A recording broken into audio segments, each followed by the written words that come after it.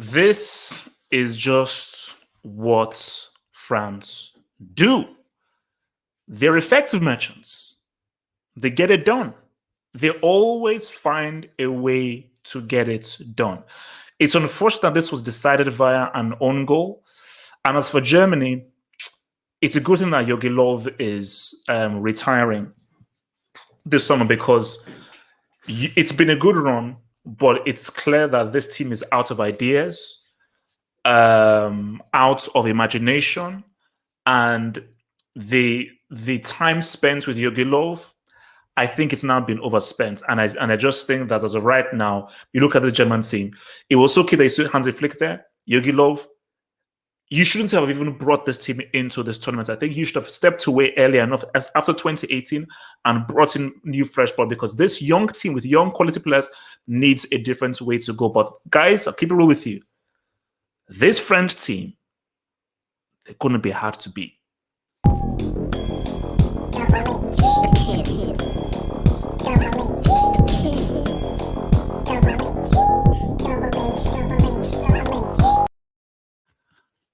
I have notes because I had to jot things down, man. So, but before we go into the detail of this post-match analysis, I think France. You see, this is what, as I said to the start, this is what France do. It's similar to the Belgian game. France, they don't outplay you, they don't rip you up. They just do what is needed to win the game. And the thing about this France team is they are so difficult to beat and difficult to break down. And they are moments merchants. And they have guys who can just, out of nothing, can just produce a goal. And I think that's what they did at the World Cup. And if somebody doesn't stop them, they may do this again through the Euros. For Germany, you see, before I even go to France, because I want to talk about Labille, because we need to put some respect on Labille's name, because he's a guy who people have tried to disrespect. They've tried to disrespect my guy Labille, and we're going to have a section just talking about Labille and, of course, Benzema and why VR is trash. VR, you absolute losers. You stupid linesman, put your bum-ass trash flag down. Put your trash-ass flag down. No one wants to see your crap flag. We have an agenda and a narrative. Benzema was supposed to score a goal. It's a great story on his comeback, and you, useless linesman, you ruined that. That's just stupid. But let's just get to the nitty-gritty. Germany. You see, here's what we need to know about Toni Kroos. Because I've forgotten names here. That's what we need about Toni Kroos. Kroos was never the alpha. So what do I mean by that? Kroos was never the alpha midfielder. Pick Germany. Who was the alpha midfielder for Germany? Schweinsteiger. Kroos was a great co-pilot to Schweinsteiger, who was the main midfielder who made things happen. What's it called? Real Madrid. Who was the alpha midfielder? Luka Modric. Kroos was the main co-pilot to Luka Modric, who really made things happen. So when you now look at this German team, the alpha midfielder for this team should be Joshua Kimmich. Because he's already shown for Bayern Munich, and he's shown in a CL final with that money assist for the commander. No, he should be the main midfielder who Toni Kroos plays off of. Kroos is not the kind of guy who you can rely upon to play the forward pass, to play the key pass, to have the vision to see runs being made, because there were opportunities for Germany, but the passes were not getting put through. The through balls were not getting put through, and at the end of the day, Lloris did not have a save to make. So and we said this at the start. Some guy during the hangout said, "Oh, Joshua Kimmich is better at right back than central midfield," and I was like, "No, he's not.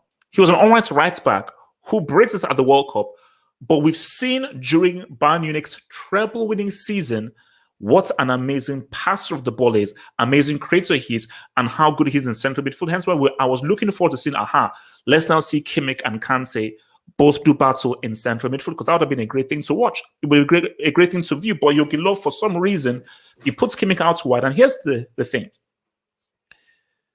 What's the point of putting crosses into the box? For who? Because maybe Havertz can somehow get there, but he ain't a closer. He ain't a true finisher. So the way France, the ease with which France were able to defend, I was like, this was easy money. It was easy money for France for 90 minutes. Like, France didn't really come under really any real pressure. Lloris didn't have to make a save. And that is worrying. He did not have to make a save. And I just think that the midfield two that you had of Gundogan and Kroos, for me, they didn't do enough to try and thread a key pass for Havertz, Muller, Gnabry, and so forth. Because Germany, let's keep it real, they were toothless in the attack. But I just feel that, you see, I can understand why he wanted to go with a 3. Because you wanted just to make it as difficult for these guys as possible. But I think once you were 1-0 down, second half, I think you should have gone to a 4-3-3. But even if you play a 3 or so forth, put in another right back in there. Just put in some other dude in there. Maybe play Emre Can, put another good dude in there. And it would be a big call. But I said this before. Kroos is the guy that gets dropped. You have to put Gundogan and Kimmich in there. But the main thing, I think Germany's strongest central midfielder right now, based off of form, I would say is Joshua Kimmich, followed by Ilkay Gundogan, then Toni Kroos. Mbappe. You see, a lot of guys want to... It's like if people want him to fail. You know the thing about Mbappe? I think ever since I put out a tweet that said that Mbappe at 19 has surpassed what Cristiano and Messi did at 19, which is true. People have taken that away. So I think people have always had an axe to grind with Mbappe. Look, killing Mbappe isn't great in tight spaces and so forth.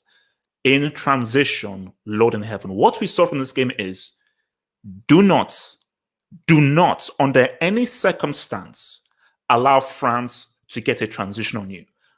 Because Mbappe's speed and his ability to exploit the space and his timing of the runs is going to be a serious problem for teams. So if you are smart and you want to beat this French team, you best be able to ensure that you defend well, you close the spaces, and you ensure that you don't give Mbappe any space to breathe. But yet again, VAR screwed things up. Did you see that Mbappe? Did you see that? Mbappe gave birth to Neuer. He gave birth to it. Did you see how he squeezed and he created that? It was ridiculous. I mean, why did he... See, this is the annoying thing, man. I want you a new rule. If ever a player or a team scores an amazing goal, don't rule it as offside. That should be the new footballing rule. Just in terms of football heritage and for the street and for the goodness of football, anytime a quality goal is scored, please don't rule it out. Don't. Because I told you, I will post my reaction to that Mbappe G, which was a money G. And look, see, the Benzema Mbappe link up, boom, because it's kept happening. Benzema coming in deep, passing the ball through. And unlike Vinicius, who you don't know what Vinicius will do when he gets the ball, Mbappe, who is much more smarter and much more consistent, that Benzema Mbappe thing could be lethal. And it should have yielded a freaking goal. It wasn't offside. And yet again, see, if a goal is scored, unless it's a narrative, don't rule it as offside. I mean, what are you smoking, bro? What are you smoking? Pogba. You see, Labille is a moment's merchant. You see, I told you, for me, consistency is overrated. Give me moments over consistency. I don't care whether you ball against Fruit Sellers FC and Side Chicks United. I need you to ball in the biggest moments and produce in the biggest moments. Yes, it was an own goal by Hummels, which was unlucky. Did you see the pass by Nabil? Did you see the pass by Nabil? Who is Kevin De Bruyne? Kevin who? Did you see outside of the foot, the technique, the touche over to your boy Hernandez? That's cool. See, that pass created everything because it was a tight spot. Because remember, you have to have the vision to know that, all right, rather than play the short pass, let me look up and let me see whether there's a guy at the other end where there's a lot more space, because this is all congested here.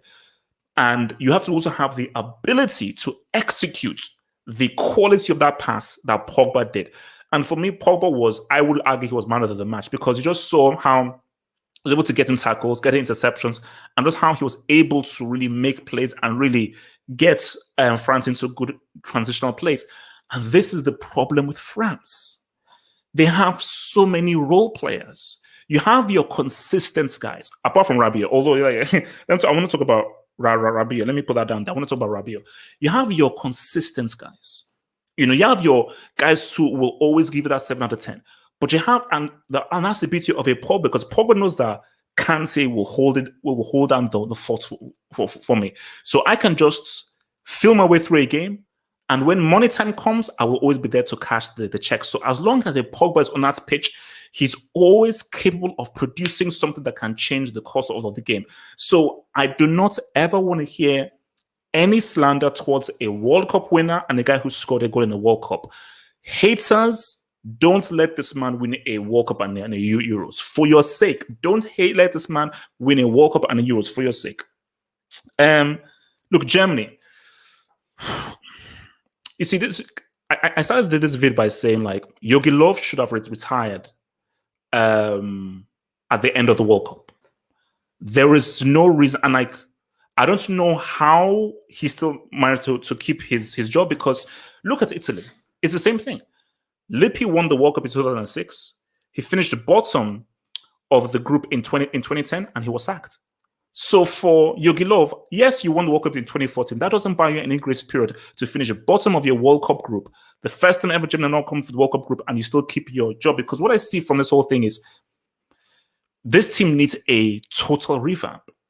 Because no matter how much Jogi Löw tries, you are Jogi Löw.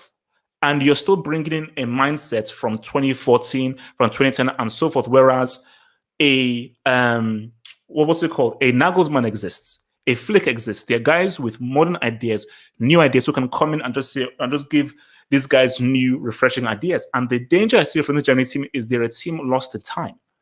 They're a team lost in time, and they don't have any kind of modern ideas to really move forth and go forward.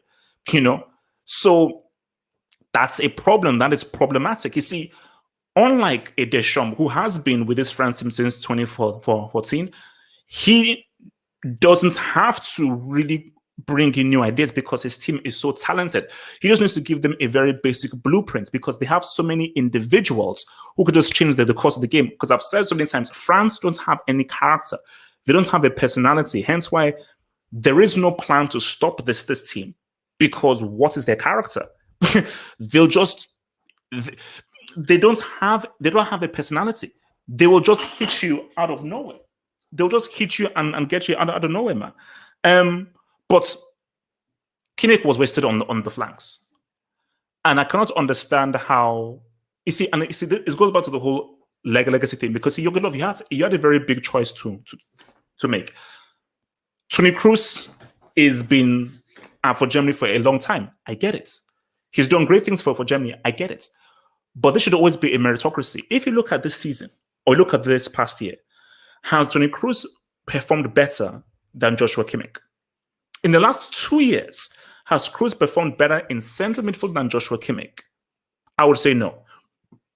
These past 12 months, because Gundogan, I think, was injured 2 years ago, but in this last 12 months, Gundogan, you would argue he's been one of the players of the season for Man City. He's been one of their key men.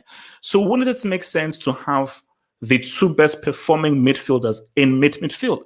When last did Joshua Kimmich play right back? Why would you shove him at right back? It makes no sense. Quick thing on Rabiot. For me, I believe that Rabiot, and this is what even Undisputed said, Rabiot is in this team for quota. I believe he's there to feel like a racial quota, because this dude is trash. He's crap. Like, because I'm watching him, I'm like, see, I know what everyone else brings. I know what Kimpembe brings. I know what Theo Hernandez brings. I know what Pavard brings, Benzema, Mbappe, Pogba, Kante. I don't know what Rabiot brings. And France had an amazing counter, although Griezmann didn't have a great game, though.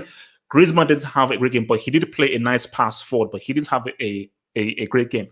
But France had a great counter. Rabiot could have played a very simple pass to Griezmann. Rabiot, you're not known for scoring goals. You're not a goal scorer. You're not an attacking player. And you have Griezmann, who's an attacking player, calling for the ball. And this guy thought that he should take it upon himself to now shoot. And he missed, hitting the freaking barman. So for me, he is a classy break. You see, for France, because Germany's tactic was obviously. You see, here's the thing, man. It's like for Germany, they needed a striker. I'll put it simply. They needed a striker because Germany were trying to play like Spain, like peak Spain, which is place small in the attack, and we're going to now try and pass our way through. France are a pragmatic team. They're a team that don't concede many goals, and they're a team that are very defensively strong. What makes you think or believe that you can pass your way through? Like that. Like that was never going to work. And Germany, they tried to do that again and again and again, and constantly France just had beat them after interception because they were much more physical, they were stronger, they were sharper, they muscled them out. Every time they got into the center, they congested the center. So any manager with a brain would say, this isn't working. This isn't going to work. I need to bring something drastically new. And my fear about Germany for this tournament is I don't even know what they can do because the instructions you've been given is of a guy who is out of time. He's simply a man who is out of time. And this is a team that aren't as talented overall as France. So even more so, they need coaching. And that's why when I saw Flick it's so funny because they went into the stands and you saw Flick and Closer. And that was such a powerful image because my God, do they need a Closer? And my God, was Closer so important for Germany? And should Germany have... Well, obviously, Flick had to do his thing with Bayern Munich and so forth, but they should have just taken Flick after he won the treble with Bayern. They should have taken him then and said, well, maybe this is the guy, bring him in. He knows the German setup. He knows these players very well. Let's bring him in and let us give Germany a bit of vibrancy and a bit of energy. It was a very poor move, very bad move from the DFB to allow Germany to go through. But look, France is going to be hard to beat. Because as I was also looking at this team, they may not be the most entertaining.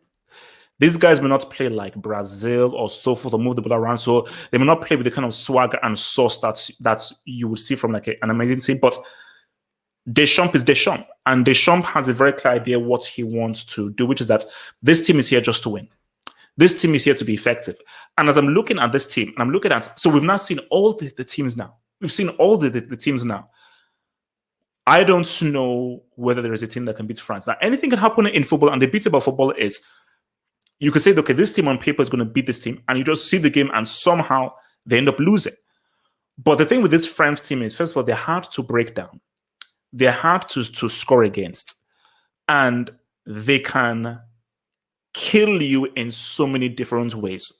Because now you now have another problem with Benzema and what he can do with regards to providing and creating for. Because that's going to be another problem of Benzema coming in deep, Mbappe then making the run, and Benzema not giving in a through ball to Mbappe, something that Giroud can't do because Giroud doesn't have the movement, the ability, or the passing quality that Benzema has. So that's the whole thing of Benzema coming in deep and now providing for Mbappe, that could be an issue. Now, what if you now have Ousmane Dembele on the other wing and he's not providing for Ousmane Dembele? So the way in which they can get you is crazy. And you also have the Pogba's passing ability as well, which is what we saw today. So this is a very tough team. And I believe that this is a team that I think have gotten a bit better since 2018 because of Benzema. And I just think that this team, they've become older and much more mature, and they've gotten even stronger as a team. So I still don't think they'll win it. I still don't think they win it. But as I'm watching them and seeing them, I'm like, it's going to be a difficult team to defeat, man, and a difficult team to break down. And for Germany, man, it's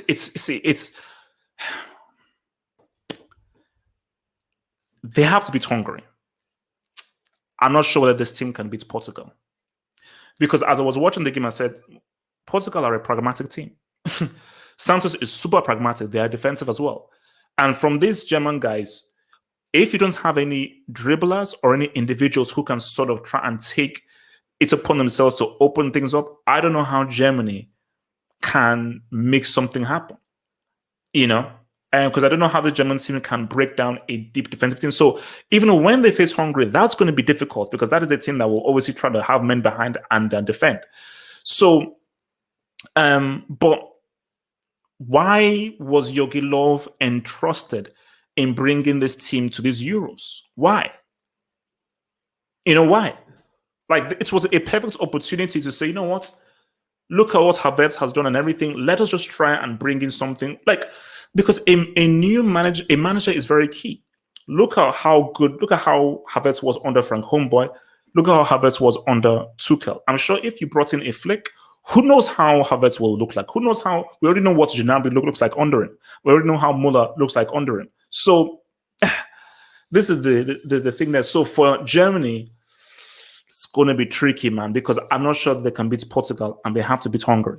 Whereas for France, I'm really looking forward to see France are going to beat the living. I mean, France are going to. I think they're going to nuke Hungary.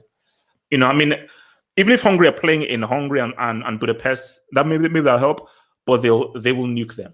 They're going to nuke them. Like, it's going to be bad. Like, it could be real bad because, like, Portugal have guys, France have guys. France have guys. France just have so many dangerous weapons to hit them with, man. And because look, but this is just the first game. So it's just the first game. So they're just really getting into their groove and so forth. But again, man, the thing with these French teams is that I believe they can do the two flex.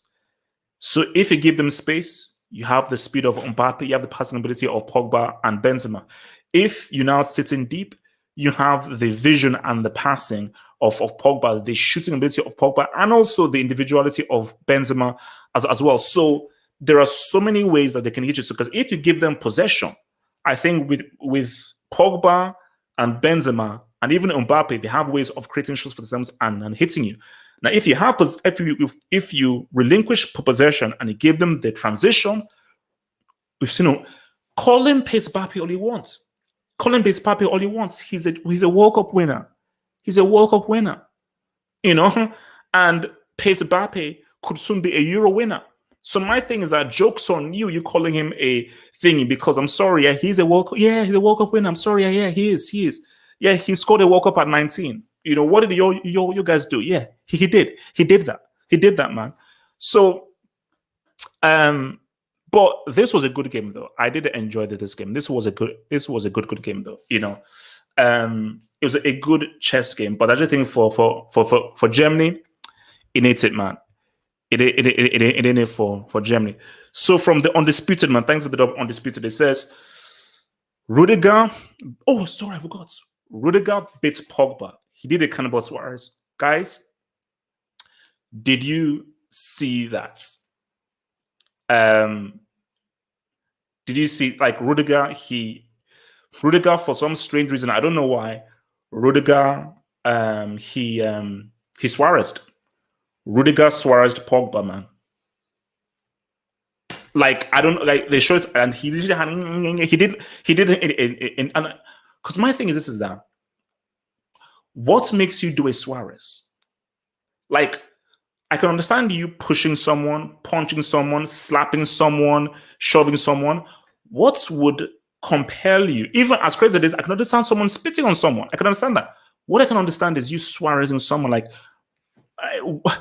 how does your brain go there to be like, okay, you're frustrating me. I'm having an argument with you, so I'm going to try and eat you.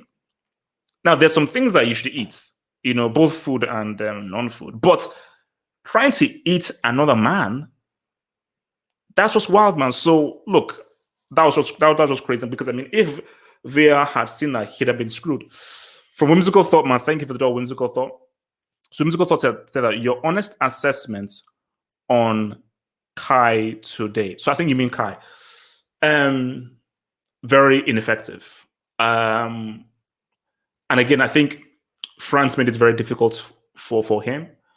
And I think that due to that, because you see, again, it just shows you difference in So you look at Kai Havertz against Man City and look at how good he was because they gave him so much space.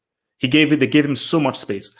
But France, super pragmatic, the total opposite of Pep Guardiola. And the guy could hardly do anything. The guy could hardly do anything. So I think,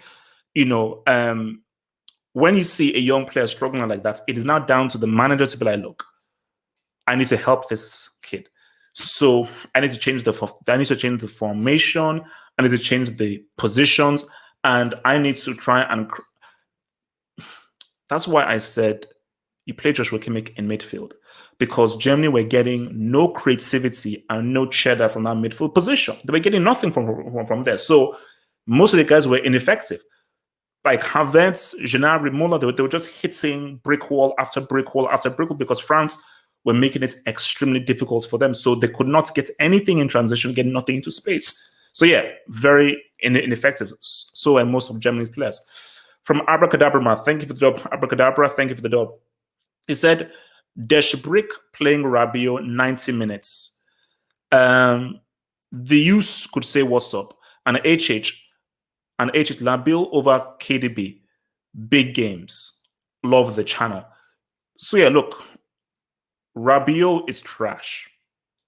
And I need to, and this is to quote your man Undisputed. I 100% believe that Rabiot is in the team to fill a white quota. Because I just think they say, look, man, we can't have a team where there are only like 2 or 3 white guys. So he's obviously there to maybe fill a quota. But I think that there's no point, because if you remove Rabiot, you bring in the Us, you've got Lloris, you've got Hernandez, you've got Pavard, you've got Griezmann. 4 white guys, that's all right. 4 whites are all right. So, because based on a meritocracy, Rabiot brings nothing. He offers nothing to this team. Like, there is nothing offered to this team. So you might as well, if you have to play 4-3-3, you have to play 4-3-3. I believe Thomas Lemar would actually give you more than Rabiot would. I think that he would be a lot more effective and a lot more productive than Rabiot. But Rabiot, the guy there is trash. Look, I don't want to hear anything about KDB anymore. The Labil KDB comparison stop. They stop right now. They stop. After what KDB did in the CL final, I think that the comparison stopped. And when you just look at the pass that Pogba made, and just look at the kind of quality this guy brings, because see, Pogba just is a better footballer. Like, KDB is good, but KDB is only good when you give him space. KDB on the ball is useless, because he doesn't have the creativity or the footballing intelligence or the footballing imagination that Pogba has. Pogba is just a better footballer. He's just a much better footballer. And I think the issue that people have is because he plays under Ole and for United, it's easy to criticize him. What if Pogba plays in a quality team with quality players? So imagine KDB at Man United under Ole playing next to Scott McTominay and Fred Flintstone. That's very different from playing next to Ilkay Gundogan, Rodri, Bernardo Silva, Foden, and so forth, man. So for me, stop like the comparisons have to stop, man. The comparisons have to stop. Like, Labil is clear and he's been clear for ages, man. The guy is clear and he's been clear for ages. All right, where we are. So from YSK Jackson, man. Thank you for the dub, YSK Jackson. Thank you for the dub. Says, I told you, no Turbo Timo, no party. Turbo Timo, he came on, I think, in the 70th minute. This guy had the ball on the wing. You knew there was no one in the box. And this guy proceeded to cross the ball with his left foot to nobody. Next play, Turbo Timo came in deep. He was trying to be creative. And he gave a pass. Guess who he passed to?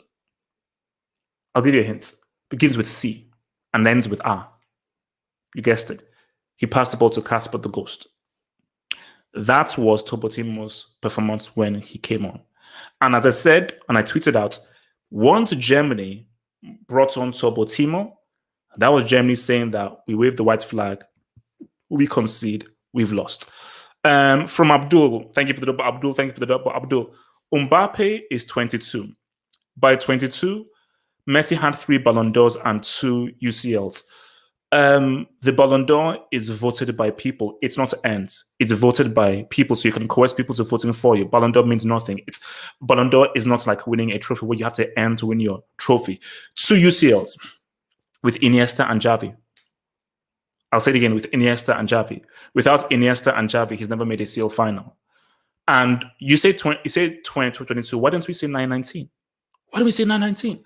Mbappe at 19 was a World Cup winner. And Mbappe, as a 17-year-old, guided a Monaco team to a UCL semi. Let me repeat that. As a 17-year-old, guided a little-known Monaco team without Iniesta, without Xavi, without Etso, without David Villa to a UCL semi where he scored in every round of those UCL knockouts as a 17-year-old. As a 19-year-old, he won the World Cup with France and he scored in a World Cup final at 19. Mbappe is clear of Messi at 9. It's not close. We can talk about 22. At 19, Mbappe was a far better teenager at 19 and accomplished more as a teenager than Messi and Cristiano combined. There's not an argument. This is not to dispute. You just have to accept it. It is what it is. He was far better than those guys when he was at 19 because a World Cup winner and he's scored in the World Cup final. So it is what it is. Right now, he needs to get a CL, get the Euros, then we can end the discussion. Bash A, football home Bash A. What up, baby? Thank you for the dub. Thank you for the Bash A. Can't believe some idiots are saying Giroud should start over Big Benz in the remaining games. Shakes my head. Bash A, I need you to give me these names. Who are the names of these people who believe that after what's from Benzema that Giroud should start? What will Giroud bring? Need I remind the jury that Giroud gave you 0 G's at the World Cup? He scored 0 goals. Benzema's goal was clean. I don't give an F. I don't give a crap what VR said. That Benzema goal was clean. That was a clean goal. It was onside. It was onside. I don't care. Computers are overrated. I don't give a damn about freaking computers. Screw Bill Gates. Microsoft, Apple. I don't screw them. That goal was clean and he was robbed. So I'm sorry, France now have a footballing striker. They have a striker who can actually play. And when you saw the amount of times that Benzema was playing Mbappe and you saw how Benzema and Mbappe linking up, that's a link up. And that's a link up in a way that Giroud can't do. See, Giroud has his uses. If you're 1-0 down, you're losing the game, bring in Giroud, and he can now try and link play and he's a presence into the box. On no planet, in no reality, in no existence, should Giroud ever sniff the pitch ahead of Mercedes Benzema, And I think Giroud has to accept that I'm a bench player and I am an apprentice to Benzema. That's just a fact. From Martin Rosario, thank you for that, Martin Rosario. Santos better tighten up. Late subs and wrong formation to start a match might hurt him against the better teams. I'm worried. Because I'm worried that Santos just isn't going to play João Felix. I'm really worried that he's not going to play João Felix because I'm like, it's like I think he made all 5 subs. So you make 5 subs and not one of those subs was João Felix. That's deep. That is deep. That is seriously deep. So, and the key thing you have to realize is that 5 subs is great. Like, I wish I had 5 subs when I was playing Football Manager because you have a greater ability to change the course of the game, especially when you have a squad as deep as Portugal. A squad as deep as Portugal is like you can really, if you make your substitutions well, go from a losing position to a winning position. But I need to see João Felix play. I need to see your boy João Felix play. And as for Cristiano, man, like he got away with one, man. He got away with one with that, man. And from Shane Schubert, thank you for the thank you for the message. We need look. So Shane Schubert says we need the Reds, please. I beg. Look, Shane. Okay. The Verts didn't have his best game, but my thing is, it was a difficult situation for Germany. Nobody had a good game for Germany, but I will say this though, Shane. I don't know how much this would have changed things. Germany would have looked better if Joshua Kimmich was in midfield. Because I think that the passes that Joshua Kimmich sees, his vision, the way he can pick men out, maybe, because remember, Germany were trying to pass through the middle again and again and again and again and again. But Joshua Kimmich is all the way out wide on at right back. So he doesn't have the opportunities in the middle, because maybe if you put Joshua Kimmich in that middle, he will maybe see a pass that Gundogan doesn't see, or what Kroos doesn't see. Again, did you see Kimmich's pass to Koeman? That's amazing vision, because that was a pass that many people probably wouldn't have seen during that time. So I think that yes, Havertz didn't play well. He was very ineffective. So were Germany's front three, and the front three didn't really work well. And maybe in hindsight, he should have maybe gone with Kevin Volland. Just go with a striker. Just go with a striker, because especially if you're playing the three and you're playing with wing backs and so forth, and the wing backs are crossing, the wing backs have to cross to someone. Like if you're going with small guys in attack, then you go 4-3-3. If you're going with three at the back and you're going with wing backs, those wing backs have to cross, which is what Gosens and Kimmich were doing. And who are they crossing to? Gnabry? Havertz? Come on, bro. So, but I just think that Germany's productivity through the middle wasn't popular because Gundogan and Kroos were not finding guys. They were not finding guys. The runs were being made. The runs were being made, but that pass, they were not making that pass. And it was difficult. France were defending very well. From YSK Jackson, man, who says, HH, what hair gel do you use, bro? Hashtag sweet. YSK Jackson, I don't use hair gel because I am proudly bald. So there you go. I am proudly bald, and I'm proud to be bald. There you go. I am proud to be bald. Yes, I am proudly a bald man. Thank you. And also, we've seen what you look like, so you can't talk. Thank you. From Casey, thank you for the dub. Mbappe has Neymar, Verratti, Di Maria, still no CL. He has a World Cup. He's young. There's still time for him to win a UCL. But he's already got the most important trophy, which is a World Cup. Guys, I'm sorry. It's like, why is there so much hate about Mbappe? I get it. Ever since Mbappe embarrassed Messi in that Argentina game, and the fact that he's won a World Cup and you guys haven't, people want to bring this young man down. People can't let a young black man shine. You just can't let a young black brother shine. You can't just let the brother shine. Let the brother shine. It's not the brother's fault that he scored in the World Cup final as a teenager and won the World Cup. I'm sorry. He's the prodigy. Okay, and just I don't think France are going to win the Euros. And for your sake, pray he doesn't win the Euros, because if he wins Euros, so pray they don't win the Euros. Just pray. But guys, don't be jealous. I don't understand the jealousy. From YSK Jackson, man, who says 19-year-old Rooney greater than Mbappe on the eye test. Rooney is the most overrated football player of all time. And how many World Cup goals did Rooney score in 3 World Cups that he was in? How many World Cup goals? I think it was like 1 or 2. I think it was even 1. Rooney is not in the same stratosphere as Mbappe. Mbappe is clear. He's clear. From Bash A, man. Thank you for the dub. Thank you for the dub, Bash A. Get French football news on Twitter. They're speaking rubbish about Big Benz.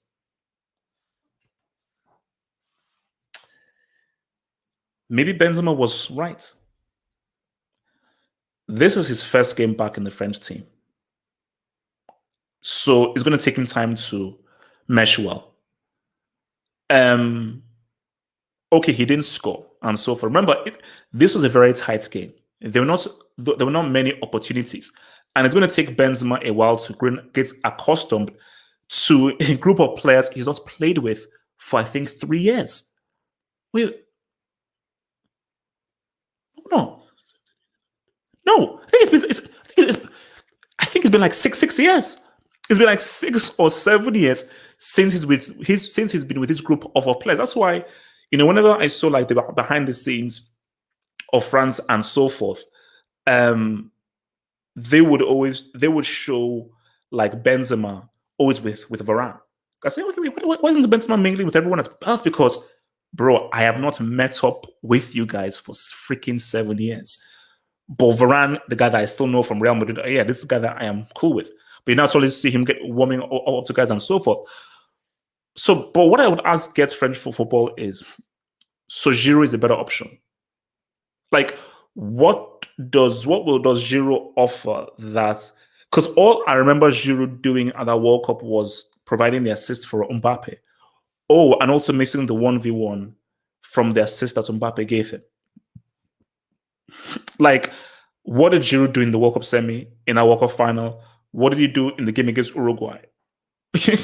So I don't know what guys are saying. It's like you put Giroud in that game, the amount of opportunities that Mbappe had on the breakaway, they don't happen because Giroud doesn't have the ability to do what Benzema does in terms of dropping in deep and passing the ball. So my thing in French football is that I still think they still have an axe to grind with Benzema, and they like Giroud. And I'm just gonna say it. I don't want to go there. Algerian, because Benzema alluded to this, that some people in the French press, he's Algerian and so forth, not really pure French. I'm just because I don't know how you can criticize that performance from Benzema. Like, what did he do wrong? What did he do wrong? From your boy MN, thank you for the dub, MN. MN says, now that every team has played, who is winning it? I'm not going to tell you who's winning it, but I'll tell you, seeing all the teams Belgium have impressed me the most. Netherlands have been the most entertaining team. Belgium have played the best football and have looked the best. But France look the most robust. You know, so France don't look as aesthetically pleasing as Netherlands or Belgium, but France will look at this team and like, how do you beat these guys? Like, how do you beat these guys? Because even if you go 1-up, they can just switch on you. And it's like they can attack you from so many angles and from so many ways. And because they don't have a clear pattern of play, and instead they just have individuals who can just individually produce something out of nothing, they are so hard to beat because between Benzema, Griezmann, Mbappe, Pogba, these are guys who, at the drop of a dime, could just produce something. So France just look, it's similar to what they did in 2018, they just look robust. Like, okay, this is just a team that's going to be difficult to beat, and they just know how to win. But Belgium they look good. But I would love to see a Belgium-France rematch. And the reason why I want to see a Belgium-France rematch is that World Cup was very close. But in that World Cup, they didn't have this Lukaku. They didn't have this Lukaku. So I want to see this Lukaku against that France team. But now it's safe for that. They didn't have this Lukaku. They didn't have Benzema in 2018. They're your boy Giroud. So, but to say who's winning it, bro, France looks strong. I still don't think France will win it. That's just like my sixth sense tingling. But France looks strong. They look strong, man. These French guys, they look strong. I mean, I won't lie with you. These guys, they look strong, man. They look strong. And from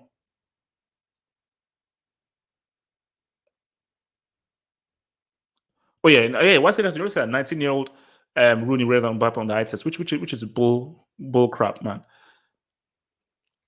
From Martin Rosario, man. Thank you for the dub, Martin Rosario. Thank you for the dub. Martin Rosario says the play was poor from Portugal, but Santos should have put the right players with the right formation to begin with. You see, for me, I didn't understand why Santos went with Danilo and William Carvalho against Hungary. I can understand that against France. Oh, against France, that makes sense. Or against Belgium, that makes sense. Against Hungary, why? Just have William Carvalho and have Sanchez and Bruno, or Sanchez and João Felix, and then really come and attack these guys, man. So yeah, but that's what Santos is, man. Santos is a very conservative manager, and I said before this that the beauty is like the gift and the curse that Portugal have. The gift that Portugal have is you have an incredibly deep squad, a squad that is almost as deep and as varied as France. But the cost of that is it's now more difficult to think of the right 11 because dependence on who Santos picks will determine whether they win or lose a game. Because there are games in which you need to play João Felix. Like the game against Hungary, you play Felix for that game. Now against a Belgium or an Italy who will come out and attack you, you play a Bruno who's going to give you speed. So this was not the game made for Bruno, but I think for Santos, he's a pragmatist and he's a lawless, and he'll just stick to his ways. No, this is where we go. But look, Portugal look good as well.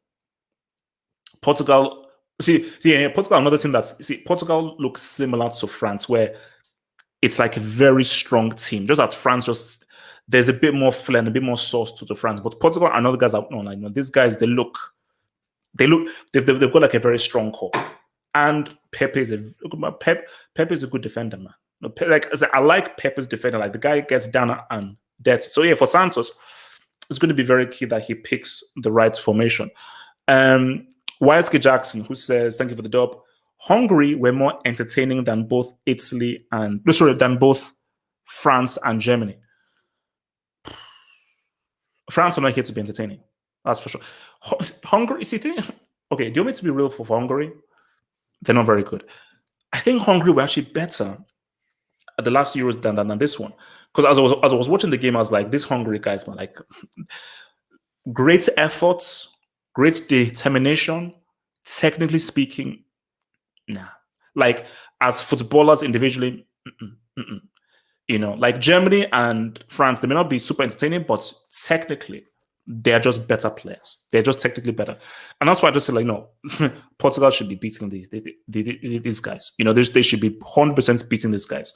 But it was so close because I actually screamed. When Hungary scored, I was like, yeah! Excuse me?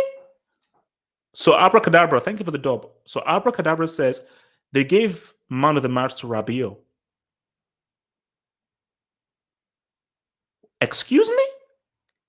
Wait, who was deciding this? Wow. Now see now, that's wild. See, it's one thing giving it to a guy who was okay, but no, Rabiot was arguably the worst player on the pitch. He was arguably the worst player on the pitch. So how you give him man of the match? It's wild, man. That guy should not be sniffing that pitch, man.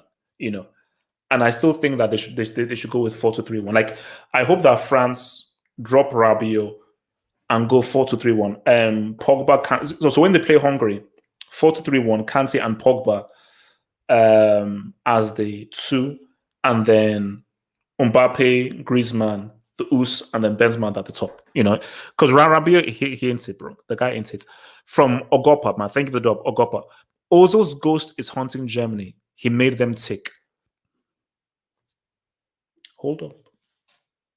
Let's hold the press. Let's hold the press. Now, I don't know about Ozil's ghost haunting Germany. Making them tick. Insult Ozil all you want. That game Germany were calling for was made for Ozil. It was made for Ozil. Because you have possession. France are giving you possession. They're not pressing you. They're sitting back and saying, break us down. That is Ozil's bag. Where, okay, I now have to pick up the pass. So all of you guys are making runs. I now have to pick a pass that no one can see. And I'm sorry, Ozil does that better than Gundogan, Kimmich, and so forth. So for Germany, I think you screwed yourselves in the foot still not having Ozil, because Ozil would have been key in that game. Because that's what Ozil does. See, Ozil can't press. He can't hustle. He's great in a fast-paced game. If a team is pressing him and so forth, he's useless. But in a game where the team has possession and they're not pressing him and he has time on the ball, he's got time to pick out a pass. Bro, the guy has amazing vision. Given time, he's got amazing vision. So, yeah, man, see, Ozil is just looking at that and saying, I okay, all right, because you could use me. You could really use me, man. Because he'll be saying to those guys like, you could have really, really used me, man. Um, all right. What else are you boys saying, man? Says I'm as big a fan of Ozil as anyone, but where would Ozil's passes have gone today? To whom? How many passes were blocked by France? And that's the whole thing, because the passes were being made, but they kept on getting blocked. The runs were being made, and here's the thing, though, is that it's about the vision. So maybe the choices that Gundogan and Thingy were making were bad. That's the first thing. And maybe they were not able, there was not better weighting. There was not better technique to thread the ball through, because it's a particular type of skill of of timing the pass, picking the right pass, and finding just that gap. That's threading that eye of a needle. It's a skill which Ozil is very good at. Ozil is very good at that skill. It's very good at just finding passes that no one sees. Like there was a pass that Ozil made to for Monreal, where Monreal wasn't even in the picture. He made the pass and then he was like boom. So keep it real, man. He's right. What do you guys say, man? Kante played in third gear today. Germany were so toothless, he didn't even have to sweat. Yeah, like Germany, like for me, it was an easy game for France. France were not stretched out. France were not put under any pressure. It was a very easy game for France. And my worry is that France, funny enough, the only team that put France under pressure was Argentina. And what are Argentina? They're a South American side who have dribblers. The issue is Europe. Where are the dribblers? So unless you have dribblers and guys with the South American flair that you get from a Brazil and Argentina, a Chile and Uruguay, it's going to be very difficult to take down these dudes, man. Italy can beat France. It'll be a good game.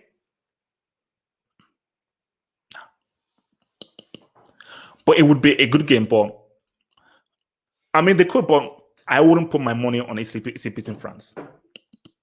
But again, guys, we've only seen the first round of games, because Italy, who knows, they could grow and grow and grow into the tournaments, man. They can go and grow into the tournaments. What team do you think could give France a realistic challenge, or what could be a bad matchup for France?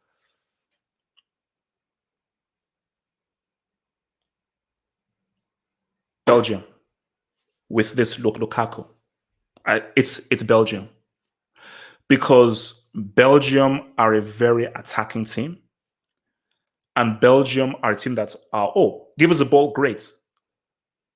And that game in 2018 was very close. That was a very close game. They didn't have Lukaku.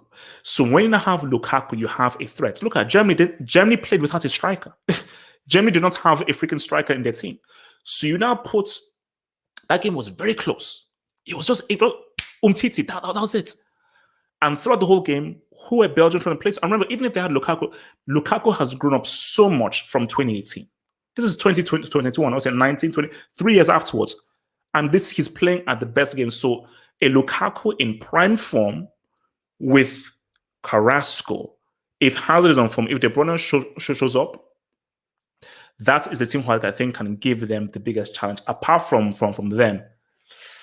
Because this French team, you need to attack them. And you need dribblers. And you need guys who can individually produce something out of nothing. Which is what happened against Argentina. Look at the goal that Di Maria scored. That's how you beat them. So you trying to pass through them.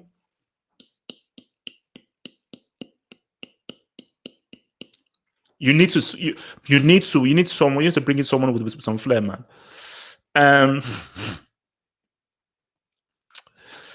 Do you think France will work on reducing their offside numbers? That's disallowed some beautiful goals, man. You've got to play without risk. You've got to play without risk, bro. You've got to play. You've got to play without risk. Like how do you work on it? It's just about because my thing is that you have to play on the shoulder. And if you get it right, it can lead to a goal. Like if you now try and just go back, then you won't be able to get yourself in that position. So you have to play without risk, play off that shoulder, and just hope that you just time it right. So it's just about timing it right, but you have to still play without risk. You have to maintain that risk.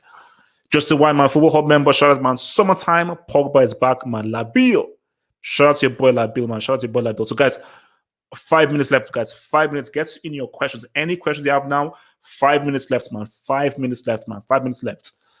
From Agopa, which manager can bring the best out of England?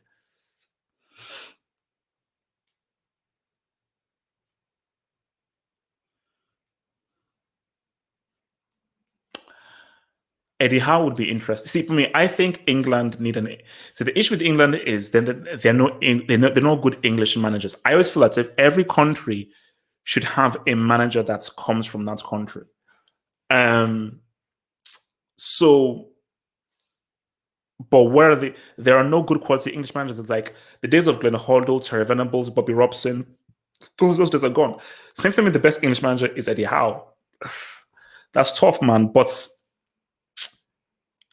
you see, people will see. It's just like he may be too old. He may be too old. Harry Redknapp. Because the thing about Harry Redknapp is that Harry Redknapp wants his teams to play football and wants his teams to attack, and he promotes positive football. And these sets of players would be perfect for how Harry Redknapp views the game, which is that let's attack, let's play good football, similar to what Bobby Robson wanted. So just with Southgate is much more of like a pragmatist and so forth. But look, what if England win the Euros? What if England win the Euros? You just never know. You just never know. Oh, and did I miss a dub? Did I miss a dub? Let me make sure that I'm up on these dubs, man.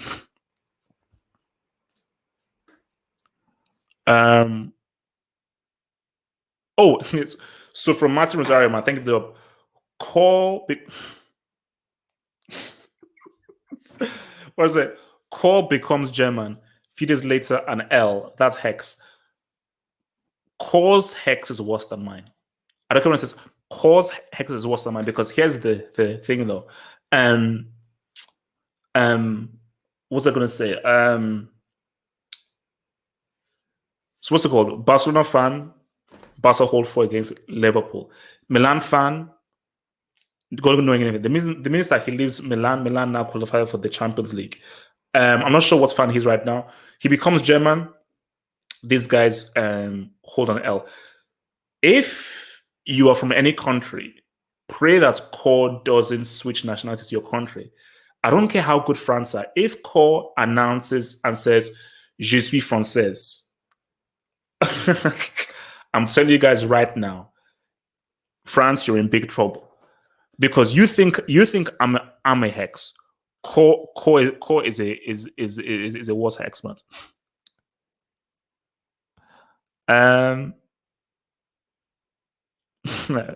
So H, can you give Finland some juju for tomorrow's game against Russia? Pay me with some Haribo. If you can pay me with some Haribo and pancake, I'll do it for you. Send me some pancake and Haribo, and I will do it for you, man. All right, guys. Last 2 minutes, guys. Remember, guys, like and subscribe, guys. If you're new, subscribe. But this is the home of the Euro 2020. This is the home of Euro 2020, guys. Like that vid, man. Please, everyone in here, hit that like button. I would really, really appreciate it. I would really appreciate it if everyone in here can just hit that like button, man. Please, please, please hit that like button. And if you're new, subscribe, man. This is the home of Euro 2020. This is the home of Euro 2020. We keep going again. We keep going again, man. We've got Italy against the Swiss tomorrow. Italy against the Swiss tomorrow, man. So, guys, like the vid, guys. Hit that like button, guys. Please hit that like button. Hit that like button. Hit that like button. Can Switzerland beat Italy tomorrow? I'm going for an Italy win, man. I'm going for an Italy win, man. I'm going for an Italy win. Italy. I think are going to get that dub, man. Shout out to Whiskey Jackson, Football Hub member. What did you think about the Pepe Diaz combo? I thought it was a decent performance, but it was only Hungary. Only Hungary. Now, I can't rate you for Hungary. Nah, I'm sorry. I can't rate you for Hungary, man. Guys, remember, guys, like and subscribe. This is the home of Euro 2020. Your boys out. Shout out to your boys, France. You did your thing. It was amazing. You held it down. You said what's up. You flexed. You showed up. You showed up and you showed up, man. But that's your boy out. Peace out. Stay true. Stay real. Stay sexy. And your boy is out, man. Become a Patreon member. Get access to my blog. Get access to exclusive videos, and also get access to the podcast, to the Saturday and the Sunday hangouts. Head over to patreon.com/halfup to gain all these goodies while also supporting your boy HH.